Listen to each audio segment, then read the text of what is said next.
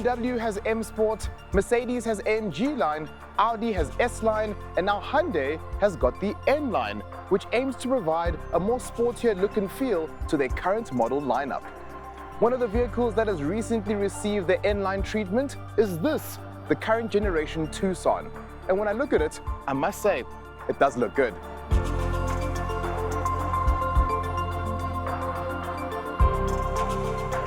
So what has changed from an exterior aesthetic perspective? Well, the front and rear bumpers have been revised, we've got N-line badging everywhere, and the vehicle is finished off with lovely 19-inch alloy wheels, which to me really complete the vehicle in a tasteful way. Like I say, this is a good-looking car.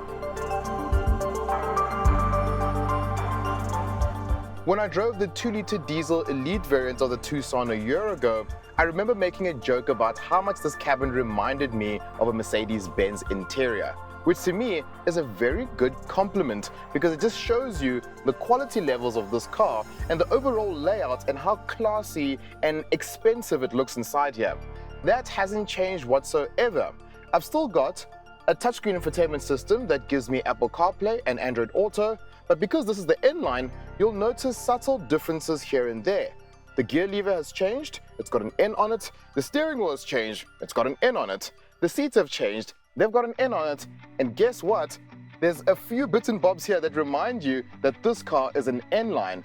What I do like is this Alcantara style suede seats, and I also like the fact that there's red stitching, but it's not too red. Sometimes when we get a sporty derivative, it ends up becoming too much, like the brand is trying too hard. To me, this is subtle enough, and I think it's a good reminder to those who bought this vehicle to say, you've got the extra special one. When it comes to interior vastness, I must say I am very impressed with what Hyundai has done with the space in this car. I mean, look at this. I've got tons of space, headroom, legroom. I can move this way, I can move that way. It feels very airy in here. You can comfortably seat 3 people at the back here and go for a long drive.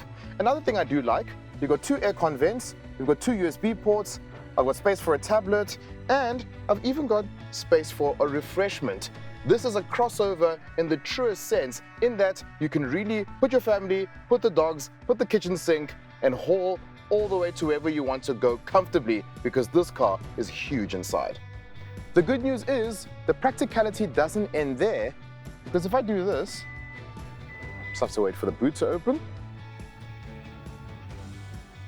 There is 539 liters of boot space here, and if you're not a liters person, that may not mean much to you. But if you look at our gear bag in comparison to the rest of the boot, you'll just see how vast the amount of space is in here.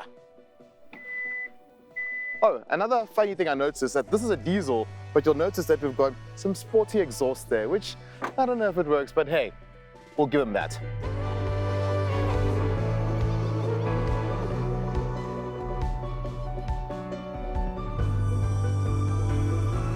If you remember, with my previous review of the 2-liter diesel Elite, my one complaint was that the car kept on spinning up the front wheels. You've got 137 kilowatts and you've got 416 Newton meters of torque.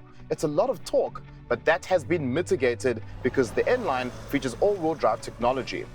The overall driving experience feels a bit more sure-footed because you can really utilize all that torque to the best of your abilities. It's not an outright off-roader, but it is nice knowing that with the 4x4 setup in this car, should you want to navigate some other terrains, you can. And you can also change the drive modes of the vehicle now.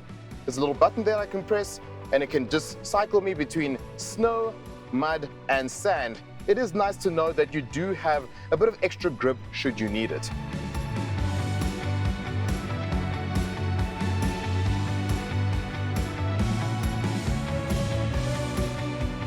You would think that riding on 19-inch wheels would mean for a bumpy ride, but that's not the case whatsoever. You want something that is supple, but at the same time a bit firm so the car doesn't feel floppy when you're taking corners, and I think that this car balances that quite well. It is a vehicle that I enjoy driving, and it still feels quite engaging, despite it being on quite gangster wheels. So essentially, the Tucson N-Line is a 2-liter diesel Elite that has got 4-wheel drive, and it looks much nicer. But overall, the Tucson range to me is a very compelling package indeed, and I think the addition of this vehicle really adds a bit more spice to the product lineup. This Tucson N-Line will appeal to two types of buyers. On the one hand, you've got your buyer that will want a more aesthetically pleasing vehicle. And on the other hand, you'll have your other buyer that will want the benefits of having all-wheel drive technology. To me, the biggest benefits of having this vehicle is the fact that it uses the 2-liter diesel engine.